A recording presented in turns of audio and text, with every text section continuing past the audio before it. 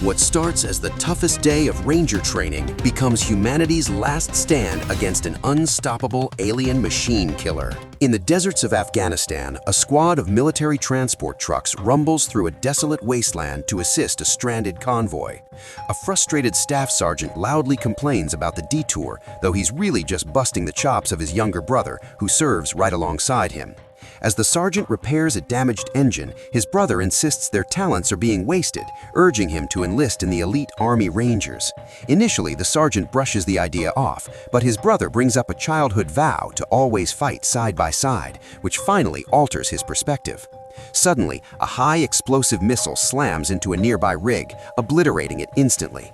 Moments later, insurgents launch a brutal ambush, prompting the surviving soldiers to scramble for cover and return heavy fire.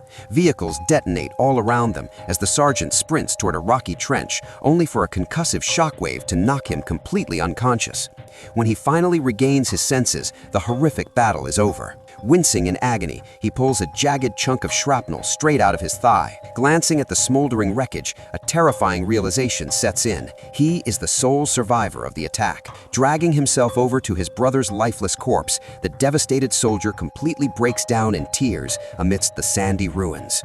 Exactly 2 years later, the traumatized sergeant jolts awake on a passenger bus, haunted by yet another vivid nightmare. He now relies on a mechanical brace for his injured leg and secretly takes prescription antidepressants to cope with the trauma. The bus drops him at a secluded ranger facility in the Colorado mountains, where he officially enters the grueling assessment program. Inside the stark reception hall, candidates are ordered to surrender all personal items. They toss their IDs and military ranks into a duffel bag, officially stripping away their previous identities. Each enlistee is assigned a number, with the protagonist labeled as Recruit 81. Given his highly decorated combat record, commanding officers offer him the squad leader role right off the bat, but he respectfully declines the spotlight. Shortly after, First Sergeant Torres delivers a chilling orientation speech. The program spans 8 agonizing weeks, purposefully engineered to shatter their physical and psychological limits. Anyone who survives to the final phase must endure a 24-hour live-action simulation dubbed the Death March. Crossing that finish line is the one and only way to earn the legendary Ranger title. Boot camp kicks off with standard obstacle courses meant to gauge raw agility and stamina, while instructors blast them with high-pressure hoses to mimic freezing downpours. The sheer intensity breaks multiple candidates by sundown, getting them permanently ejected from the squad. Phase 2 ramps up the physical torment, forcing the men to do midnight push-ups in heavy storms and hold their breath at the bottom of a freezing pool. As the miserable days drag on, the washout rate drastically increases. By week 4, the tactical curriculum shifts into a dense, isolated forest, while the remaining guys use downtime to bond. 81 completely isolates himself. During a rucksack run, he sprints so far ahead that before the main group reaches the turnaround marker, he is already jogging back. The exhausted rookies sarcastically insult his showboating, but he entirely tunes them out. Even inside the crowded mess hall, 81 deliberately eats his rations in total silence. Upcoming drills involve scaling suspended ropes over raging rapids and hand-to-hand combat sparring, where 81 effortlessly proves he is physically superior to everyone else. One afternoon, Torres requests a show of hands from anyone with actual overseas combat deployments. Only a small handful comply. When Torres calls upon 81 to detail his service, a heavy silence falls over the platoon, since the veteran instructors already know his tragic backstory. Following a grueling session on the firing range, the squad gathers for dinner. The senior guys finally spill the dark legend to the oblivious rookies. They whisper that 81 supposedly hauled his dead brother's corpse 10 miles back to friendly lines, earning him the prestigious Silver Star. When nosy recruits attempt to pry the truth directly from him, the instructors catch them gossiping and mercilessly punish the unit with endless push-ups. Meanwhile, a muted television broadcasts news anchors discussing a massive NASA-tracked asteroid projected to pass dangerously close to Earth. As the final weeks approach, the difficulty curve becomes practically lethal. 81 carefully waits until the barracks are pitch black to swallow his hidden medication, but Recruit 7 accidentally catches him. During a hydration break the following morning, 7 correctly interprets interprets the hidden meaning behind 81's memorial tattoo. He walks away without explaining how he knew, leaving 81 deeply puzzled. The curriculum shifts into hyper-realistic tactical rescue ops and simulated urban warfare. Even though the flashbangs and artillery are just training tools, the deafening noise triggers 81's violent PTSD flashbacks of the desert ambush. During an advanced aquatic survival test, 81 mentally tortures himself with the guilt of failing his brother, using the horrific memory as fuel to push past his limits. Unfortunately, his stubbornness causes him to black out underwater. Panicked instructors are forced to drag his limp body to the surface and frantically administer CPR. A few hours later, a recovered 81 waits silently outside the commander's office. He glances at a news broadcast revealing that the giant asteroid has unexpectedly shattered into smaller interstellar objects. Inside the room, Torres and Officer Sheridan strongly suggest 81 resign voluntarily, expressing deep concern regarding his fragile psychological state. They note his lack of socialization and skipped grief counseling. Because he is physically their most elite candidate, Command doesn't want the stain of failing him, preferring he drops out respectfully. After a brief flare of defensive anger, 81 regains his stoic composure, politely declines their offer, and marches out. As a fresh list of terminated candidates is posted, 81 fully expects to pack his bags. To his absolute shock, he is one of the elite few who actually cleared the phase. The drill instructors bark that the survivors have exactly 30 minutes to prep for their final examination. Gathered inside an aircraft hangar, Torres outlines the topographical map for the dreaded Death March. The simulated narrative involves a classified stealth jet crashing deep behind hostile lines. They must navigate undetected, locate the wreck, and track down a hidden rebel encampment. Command surprisingly appoints 81 as the squad leader for this operation. The men gear up and load into transport helicopters. Looking down, they recognize most of the terrain, except for one bizarre unnamed grid sector. A flight chief warns them that specific zone is a privately owned mining quarry, and wandering near it means automatic failure. Once the choppers drop them in the wilderness, the squad instantly melts into the dense tree line. 81 clearly lacks the charisma for a motivational briefing, so 7 steps up and delivers a rousing speech. The platoon marches relentlessly from dawn to dusk, halting only when pitch blackness forces them to camp. During the midnight guard rotation, 7 attempts to strike up a deep conversation, but 81 aggressively shuts him down. Suddenly, a blazing object plummets from the sky and impacts the earth nearby, violently rattling their teeth. Assuming instructors are dropping heavy artillery simulators to psychologically punish them for sleeping, 81 orders the men to pack up. By daybreak, the squad spots an aircraft resting on the opposite bank of a rushing stream. Its futuristic design leads the guys to chuckle at the insane budget the Army blew on props.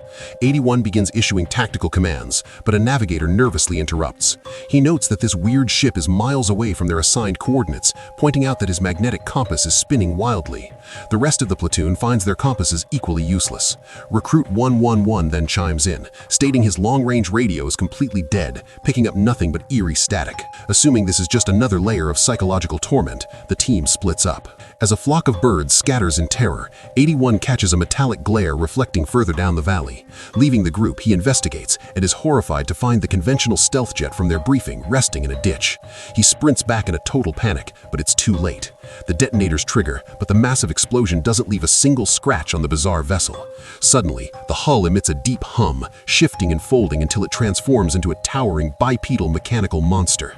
The robotic behemoth projects a blue laser to analyze the timber, followed by a piercing red targeting beam that locks directly onto the soldiers. Before anyone can blink, the machine deploys a heavy energy cannon and unleashes a devastating barrage. Tragically, this isn't a simulation. Several men are instantly vaporized by the searing plasma. The brutal machine relentlessly stalks the survivors. Executing recruits in cold blood, the weapon aims at recruit 44. 81 heroically tackles her into the dirt, screaming for a full retreat. The battered squad flees blindly through the dense timber, but the robot pursues them with terrifying speed. It blasts massive pine trees in half, crushing screaming soldiers under the falling debris. The frantic chase forces them into a dead end at a cliff edge, where the machine launches a glowing explosive projectile. The bomb detonates at their boots, violently launching the entire squad backward off the precipice. They smash through heavy branches and jagged rocks. One recruit is gruesomely impaled through the chest by a tree limb, while another breaks his spine. Landing hard at the bottom, 81 forcefully resets his dislocated fingers. Hearing 109 screaming in pure agony, 81 crawls over and clamps a hand over his mouth. Working together, they carefully lift the impaled soldier off the bloody wood. Leaving 109 to apply extreme pressure, 81 evaluates 7, who has suffered a massive leg gash. The men are in absolute shock, finally realizing they are fighting for actual survival. They desperately need 111's comms unit. 81 creeps out into the brush and sadly finds 111 dead, the radio smashed entirely to pieces. Just yards away, the towering titan steps into a clearing and brutally executes another crawling recruit with a surgical strike. 81 slinks back to the group to deliver the grim news. Despite their best efforts, the impaled soldier has bled to death. The men beg for a brief moment to mourn, but 81 coldly refuses, forcing the battered survivors to their feet. They quickly secure tactical ropes to the edge of an adjacent cliff and begin a rapid descent. Suddenly, 81 notices his wrist compass spinning, an electromagnetic signature, meaning the machine is directly above them. The metal beast crests the cliffside and fires downward, severing the rope. 7 plummets to the dirt while the top soldier is blown to pieces. Pressing their backs tightly against the sheer rock, the survivors hold their breath as the machine sweeps the canyon. The laser grazes a protruding boot and the robot instantly opens fire, forcing the remaining 6 men to sprint out into the open. 7 has to be carried by his comrades as glowing plasma shells detonate all around them. Relying on sheer willpower, they push past the pain until they finally escape into a sprawling grassland where the robot loses their trail. Collapsing in the tall grass, 81 attempts to bind 7's leg. The arterial blood causes him to freeze in shock, but 7 grabs his vest and offers calm words to pull him back to reality. 81 forcefully resets the fractured bone without morphine, and the excruciating pain causes 7 to instantly pass out. 81 reveals he saw their simulated target in the woods, meaning this murderous machine is foreign tech. Their only viable option is to reach the simulated rebel village. Ditching all heavy gear, the men fashion a stretcher for 7 and resume the agonizing trek. Hours later, they arrive at a roaring river. 81 secures a heavy rope to his harness and dives into the freezing rapids. Despite the vicious current, he miraculously reaches the opposite shore and secures a zip line. 15 hooks his carabiner to the rope and shimmies across, dragging 7's floating stretcher. Midway across, the harness jams. As 15 fights the tangled mess, the tension snaps. 81 and 44 immediately leap onto the line to stabilize the rope. Because everyone is distracted, no one notices their compasses going haywire. The mechanical titan violently breaches the tree line and opens fire on the river, blasting the squad into the rapids. The current sweeps everyone downstream, except for 81, whose ankle is tangled in the zipline. The robot wades into the shallows to execute him, but 81 slices the rope and plunges deep to escape. Downstream, 81 swims like a madman to intercept 7's stretcher. The river's velocity flings them both over a massive waterfall. 81 awakens, coughing up water on a muddy embankment. The squad was dragged out by Recruit 60, who survived the very first ambush and hiked parallel to the water. Spotting another mangled corpse floating by, 81 coldly commands the men to get moving. Following several agonizing hours of hiking, 81 halts the squad at a booby trap rigged to a high-altitude flare, proving it was placed by the ranger instructors. Carefully stepping over the wire, they finally arrive at the rebel village coordinates, only to find the entire settlement leveled to ash. The massive radio tower is snapped in half. Looking out over the valley, 81 traces the path of scorched earth leading up into the mountains. The horrific puzzle pieces click together. The fragmented asteroid was actually a fleet of drop pods delivering an alien invasion. Digging through a collapsed shack, they uncover a horrifically burned ranger instructor who exhales his final breath. Spotting a stalled military tank parked nearby, 81 barks orders to immediately fix the engine. 15 aggressively argues they need a second to process, screaming that 81 is an emotionless psychopath. This causes 81 to completely snap. He violently shoves 15 against the armor and confesses the truth about his silver star. He passed out from exhaustion a mere 100 yards from the medevac perimeter. His brother bled to death simply because 81 was too weak. He screams that his medal is a permanent reminder of his greatest failure. Stunned by his raw vulnerability, the men find a renewed sense of purpose. 15 steps up, utilizes his motor pool knowledge, and roars the massive diesel engine to life. Suddenly, a blinding red flare shoots into the sky above the distant tree line. The alien machine blindly walked straight into their trap. 81 screams for everyone to mount up, but 15 sprints toward a destroyed dump to grab high-explosive tank shells. The towering robot zeroes in, blasting him into oblivion right after he successfully hurls the ammo crates into the hatch. 44 slams the throttle, driving the tank through the brush while the surviving gunners return heavy fire. Unfortunately, their armor-piercing shells simply bounce off the alien's shields. The machine violently returns fire, forcing 44 to push the engine to absolute redline.